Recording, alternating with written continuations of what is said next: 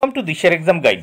প্রিয় সপ্তম শ্রেণীর পরীক্ষার্থী বন্ধুরা, তোমাদের জন্য এই ভিডিওটিতে আমি আলোচনা করতে চলেছি সপ্তম শ্রেণী অর্থাৎ ক্লাস 7-এর ইংলিশ বিষয়ের final question paper third summative evaluation test 2024 বা তৃতীয় ইউনিট টেস্ট 2024-এর ইংরেজি বিষয়ের ফাইনাল প্রশ্নপত্র নিয়ে এই ভিডিওটি তোমাদের জন্য তৈরি করেছি, তাই অবশ্যই দেখে নিতেই হবে।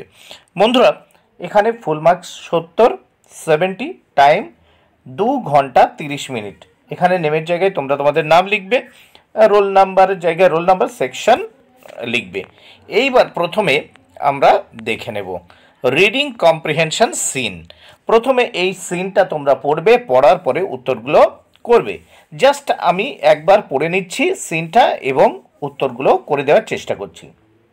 In 1869 Bose joined here school and 6 years later he was admitted to St. Xavier's School in Calcutta. He passed the entrance examination and joined St. Xavier's College of Calcutta. It was here that he came in contact with Jesuit Father Eugene Lafont, who played a significant role in developing his interest in natural science.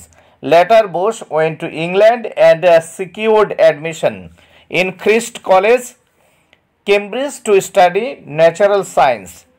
এবার আমরা এখানে সিনটা দেখে নিলাম। Scene দেখার পরে এখান থেকে আমরা উত্তরগুলো করব। এখানে দেখো একটা ছক আছে, feel in the following chart with information from the text.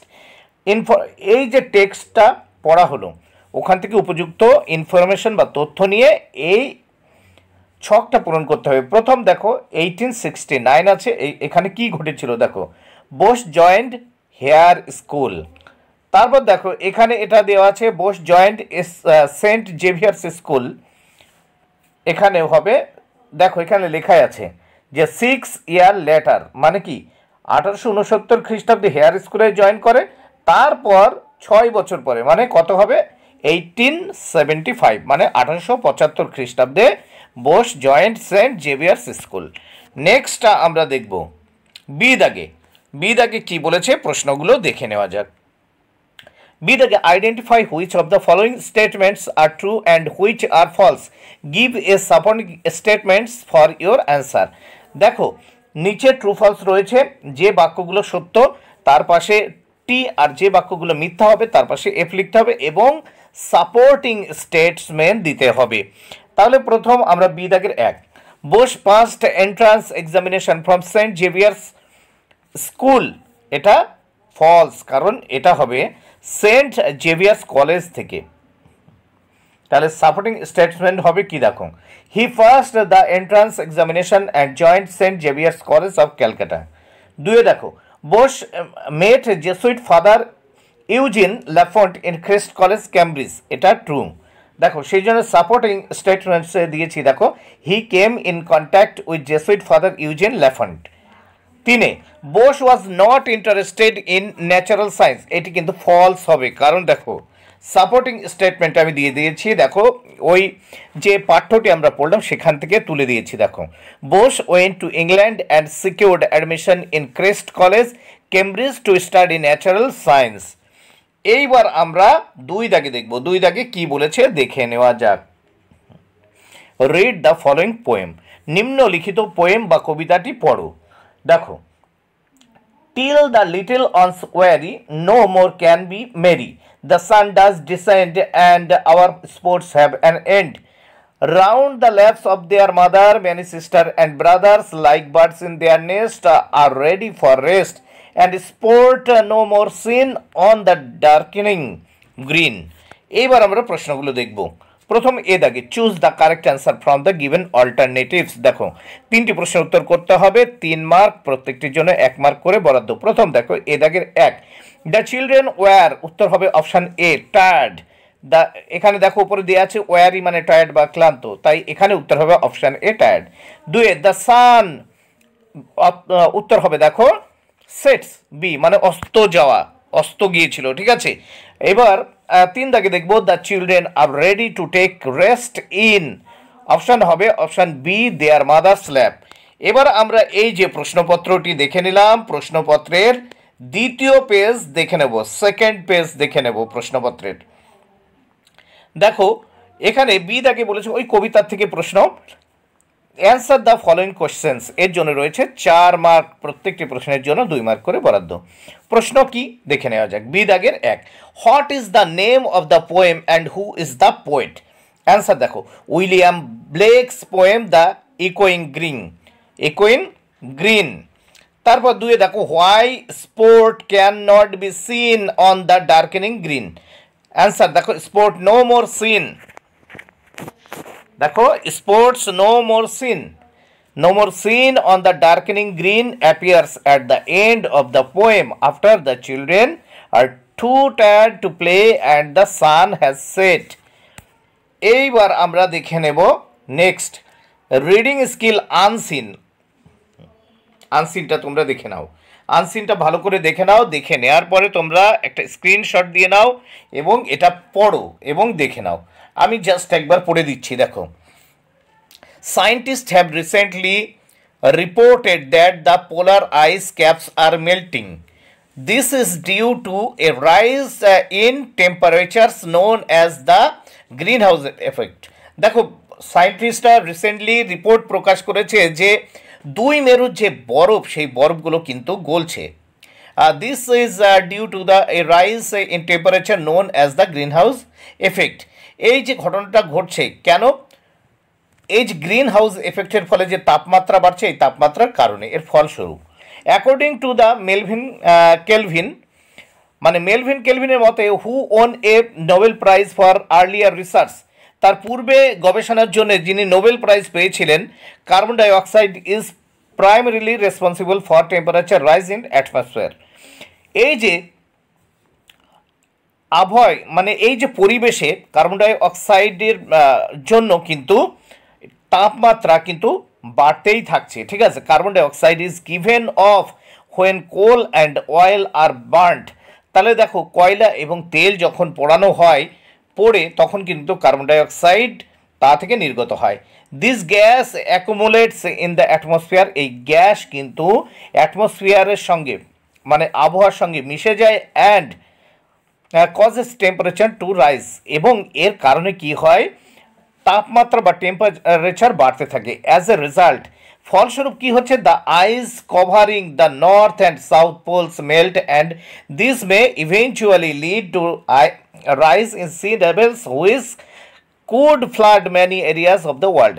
এর ফলে কি হচ্ছে, উত্তর ও দক্ষিণ মেরুর যে বরফ, সেই বরফগুলো গলে যাচ্ছে এবং সমুদ্রের যে জলস্তর, সেই স্তর কিন্তু বেড়ে যাচ্ছে, এবং এর ফলে পৃথিবীর নানা জায়গায় বন্যা দেখা দিচ্ছে। Even if we take measures to stop the ice melting,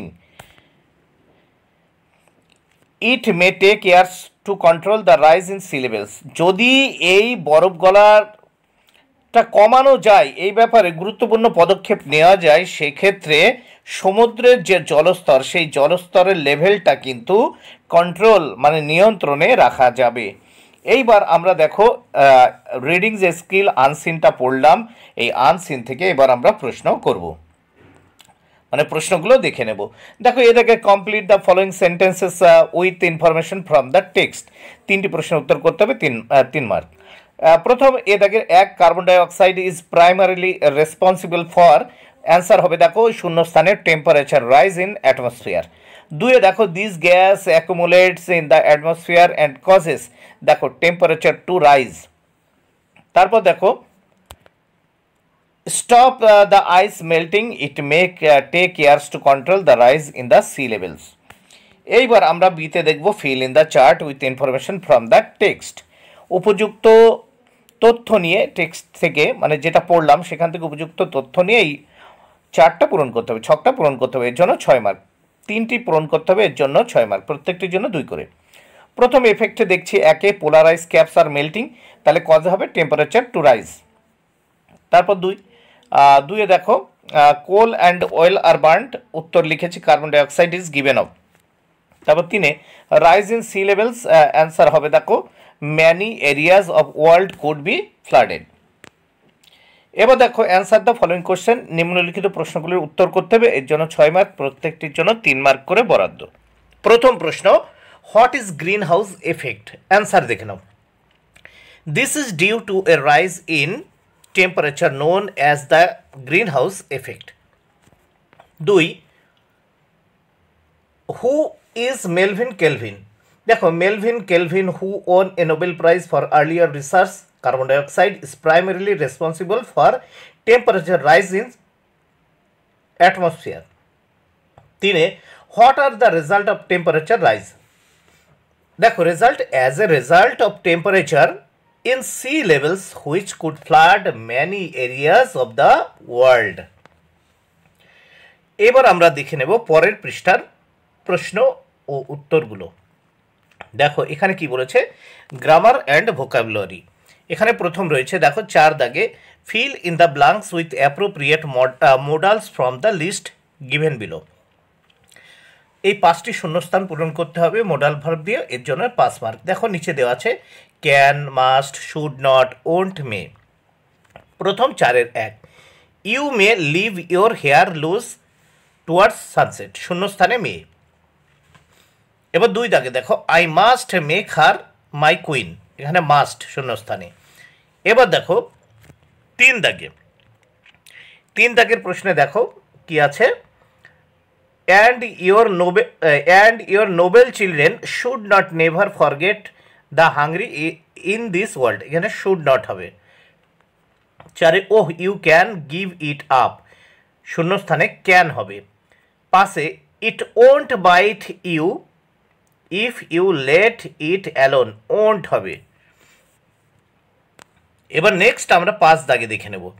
5 দাগে use appropriate suffix with the words in the brackets and feel in the gaps.